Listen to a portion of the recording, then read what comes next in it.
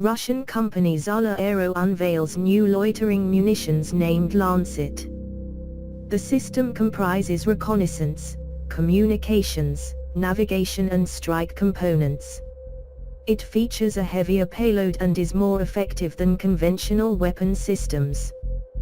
The munition has been fitted with a TV guidance unit that allows an operator to control it even on the terminal stage of flight. It has 12 kg maximum takeoff weight and a 40 km combat range.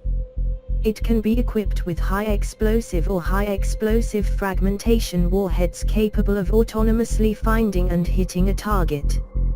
It creates its own navigation field and doesn't require ground or sea-based infrastructure.It is equipped with several targeting systems, coordinate system, optoelectronic and combined system.